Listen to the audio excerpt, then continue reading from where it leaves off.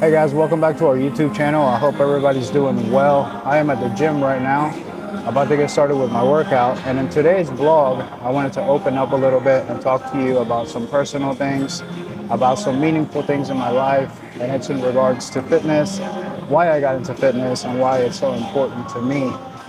So I hope you guys enjoy this video. These are things that I usually don't talk about on social media, but moving forward on YouTube, I want you guys to get to know me a little better and know a different side of me, I guess. Anyways, as always, thank you guys for all the support, for being here, for showing our channel, our family so much love, and I hope you guys enjoy this video. I'm gonna finish warming up and get my workout started.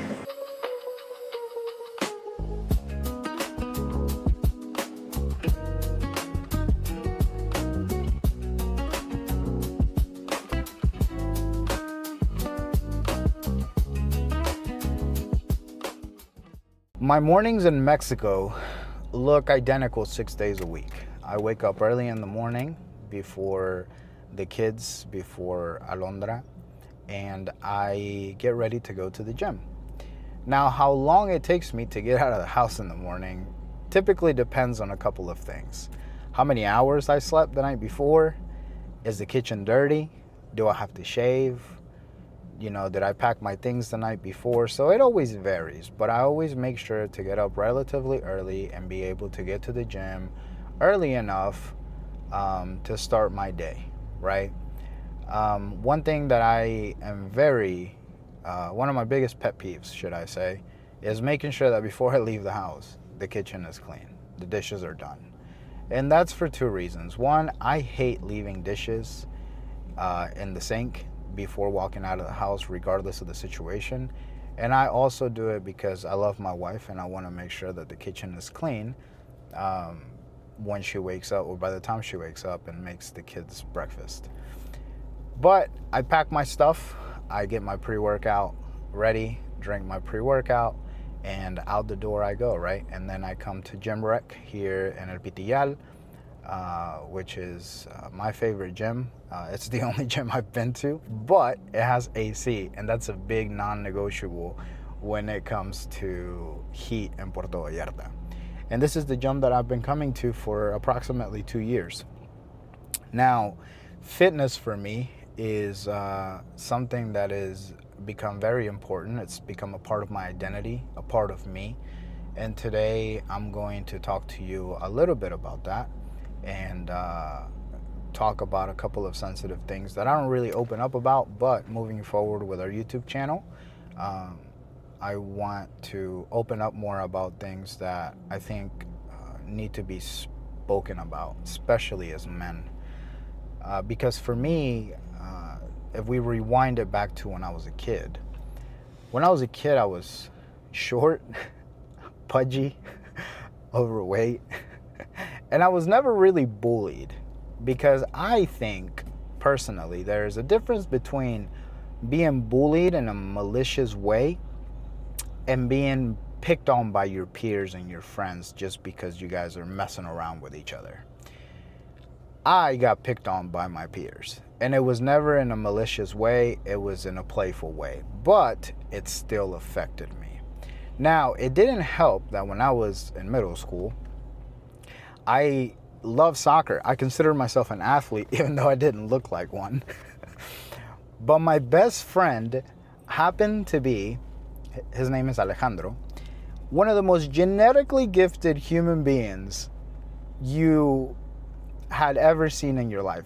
The dude had a six-pack in 6th grade. I mean, it was unbelievable. He was the most genetically gifted person I think I have ever met.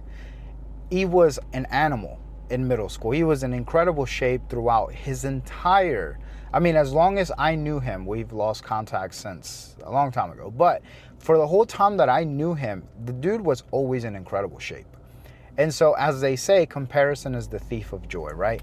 And me as a kid always compared myself to him because he was the athlete, he was the star, he was great at soccer, we were both into the sport, but I just so happened to be the kid that couldn't run a lap around the soccer field before having to stop.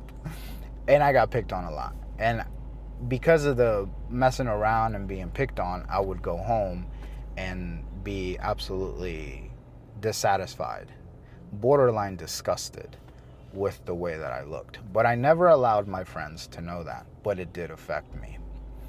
And so that is, I think, where a seed was planted a long time ago when I was in middle school, 11 years old, 12 years old, whatever age you're in, sixth grade. And I started to always wanting to look thinner, right? And that's important because as I grew and got older, I learned a lot of things about fitness and nutrition that I'll get to. But when I was in middle school, all I knew was, how can I look thinner? How can I look not fat? And so throughout middle school, I was just always overweight. I couldn't seem to lose weight. I loved eating. And I mean, as a kid, who doesn't enjoy snacks and sugar and all of those things? Kids being kids, right? But as I got older and started to have a little more control about what I ate, when I wanted to eat, into my teenage years as a junior in high school, that is when I started to lose weight, right? I hit puberty and that helped as well, obviously, but I was always on the heavier side. Hell, I still am, right? This is just my genetics. This is who I am. But as a kid, I just wanted to look like Alejandro.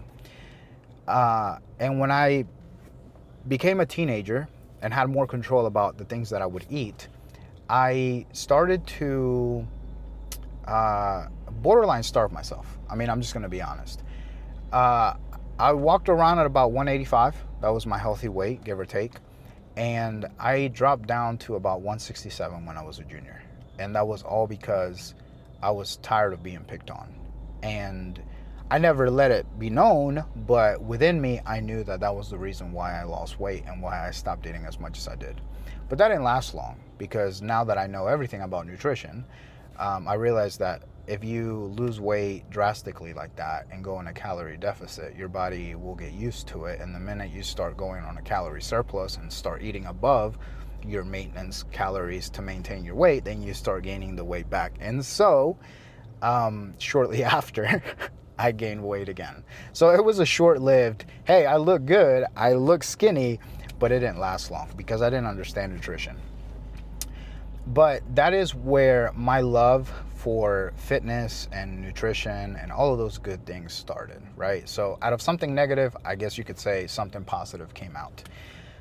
When I became an adult, or into my early adulthood, 19, 20, 21 years old, I really started to take lifting serious and nutrition serious, because I started to realize that I was slowly falling in love with working out. It was starting to become a part of my life, an identity, something that I felt like belonged to me and identified me, because I was always an active person. I love sports. I love being active. I'm the type of person that if I sit around and I don't do any physical activity for longer than 2 days, I start to feel, like I don't like it. I need to go do something. I need to go sweat. I need to go do something. And so for me, fitness started to become something that I started to really fall in love with, because it was no longer about, oh, I want to work out and I want to train and I want to run and I want to lift weights because I don't want to look fat. And it started to become, man, I really like the way I feel after a workout. I was slowly leaving the negative reasons as to why I started working out, and I started to focus more on the positive side of it. And the positive side of it is things like the way you feel after you go for a run, the way you feel after you get up early in the morning and start your day with a good workout. It boosts your day. It kind of gives you mental clarity. It helps you start your day in a more positive way, you could say, or at least that's how it made me feel. And that's what I started to fall in love with. Now, when I started to really learn more about nutrition, learn more about fitness, that's when I started to take things a little more serious when it comes to fitness and to everything that revolves around being fit. But as I became more passionate about it, I also started to realize, because, well, when you become an adult, responsibilities come your way and your life changes depending on what type of responsibilities, right? You get a mortgage, you have kids, you buy a car, you have a medical injury or an emergency. Responsibilities take over as an adult, and then stress comes your way and all of those other things that make adulthood so fun. I started to realize that when I would go to the gym, it was my escape from life. It was my escape from whatever issues I had, from whatever stress I had. I would put my headphones on, turn up the volume, listen to my music, and just put my body through. That's one thing about me. You guys know me as Carlos the dad, Carlos the brother, whatever I have shown you through our channels, whether it be our channel or the channel I have with my brother. But not many people know Carlos the guy in the gym. Now that's a different type of person.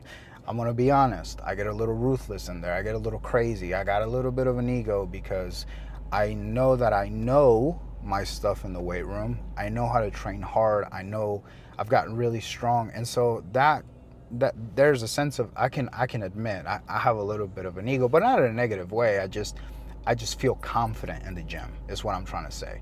And so I'm head bobbing, I'm singing, I'm just in my zone, right? And that's a completely different person that you haven't seen yet. But because to me as an escape, it's a moment in my life and my day where I am just tuned out.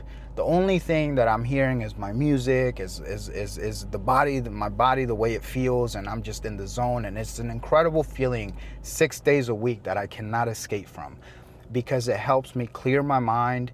It helps me get my day started. And every time I walk out of the gym, it's like a fresh start. And that is a big reason as to why now fitness has become a part of my identity. But throughout all of this love and all of the knowledge that I've obtained over the years, there is still an underlying issue. And that underlying issue is the trauma of looking like I looked. And I laugh at myself because I know this is the truth. Looking like I looked when I was in middle school. It's still something that it's still there. It's still there. And I know it's still there because I make comments, and this is the beauty of having somebody like Alondra as my wife. Sometimes I will be home and I'll make comments to her. Man, I've been eating like crap. Man, I've gained the scale. I've gained a couple pounds, and I'll say comments, and I subconsciously don't realize that all of the things that I'm saying are things that have affected me since I was a kid, because it goes back to that. Oh, I'm gaining weight. I don't want to look like that again. Oh, I've been eating like crap. It reminds me how I ate when I was in middle school, when I was a kid. And sometimes she'll clock me and she'll say, hey, look, you probably shouldn't be saying those things out loud. And it's funny because at the time I don't realize it. Why? Well, because the kids listen to the things that you say. And it's true, right? And it's something that I've had to learn in these last couple years about really being able to escape completely from the negative things that got me into fitness and got me into being active, which was when I was a young, chubby, pudgy kid, and learning to let that go and accept myself for who I am and love myself for who I am. And that's a thing that is still hard for me to escape, because I'll catch myself saying these things and she's just like, the kids hear that. And it's true. It's true. It is very irresponsible for me to say things like that when I'm at the house, because I don't want my kids to hear those things and also feel like they have to wait or they have to see a certain number on the scale, or they have to look a certain way because their father continues to talk about these things that have negatively impacted him in such way that have carried over for so many years. And for me, aside from fitness being everything that I just described, an escape from life, something that makes me feel good, something that I enjoy doing, a hobby that helps me get my day started and start the day in a positive manner, there is still that underlying issue at the end of the day where I still am affected by the negative Uh, I think it's called self-image or body image that I had of myself. And although here in Mexico, I have taken my fitness to a completely new level. I'm stronger than I've ever been before. My nutrition has my knowledge in nutrition and all of those things that are very important to looking fit, feeling good, getting strong, have surpassed anything that I ever knew at one point in my life in the United States. It's funny how it's still something that, no matter what, brings me back to when I was a kid, when I was young. And as I continue to share more about my journey in fitness and what it means to me and the things that I've learned and my workouts and things like that, because it's something that I'm very passionate about. It is not only am I passionate about, but I love helping others achieve their goals from a fitness perspective, because I know what it feels like to not look at what you see when you look at yourself in the mirror.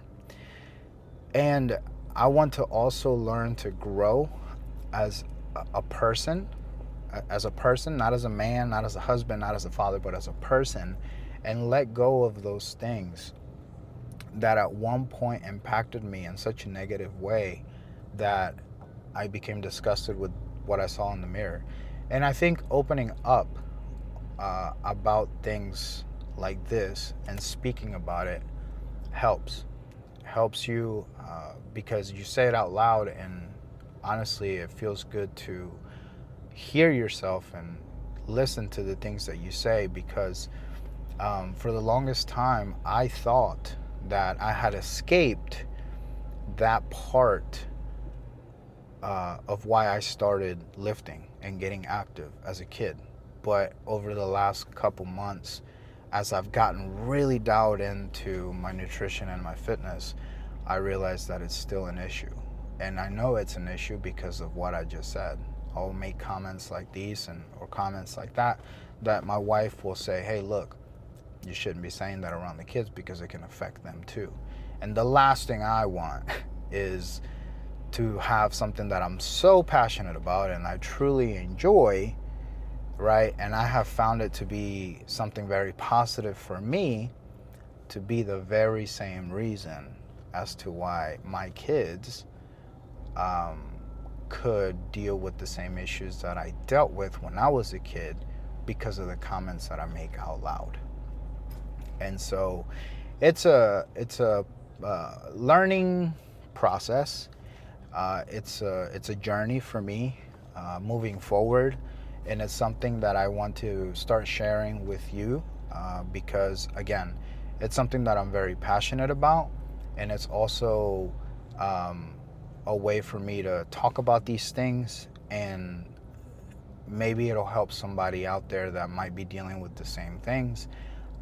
Because as I think as men, unfortunately, especially in our culture, a culture that is somos muy machistas, we poke fun at people that open up about things that they have dealt with in a traumatic way because people tend to see it as soft.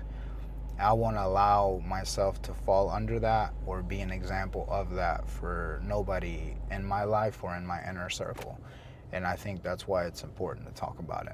So moving forward, I'm going to continue to share my fitness journey, continue to grow, continue to try to get rid of all those negative thoughts and feelings and emotions that I felt as a kid. And you guys are going to help me because you're going to be the people that I talk to about it occasionally. So that's my love for fitness. That's where it started. That's where it's at. And moving forward, hopefully I can bring some positivity to our channel and continue to learn to grow, not only from a fitness perspective, a nutrition perspective, but also just from the negativity that I have carried for so many years of the way I look at myself in the mirror.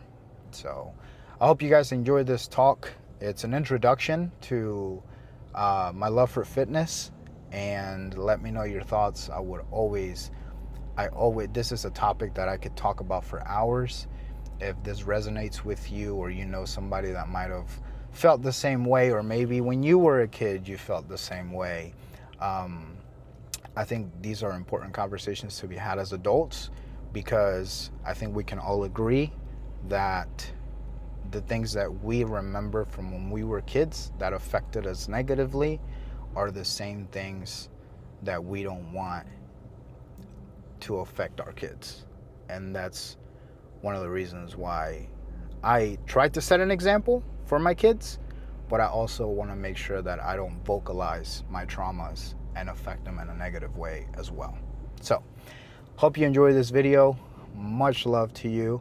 I hope you guys are having an incredible day, and I will see you, I don't know when again, but we'll have another talk, fitness, and continue to talk about the things that I've learned and I love when it comes to this topic. So, peace. Thanks for watching. Don't forget to like and subscribe.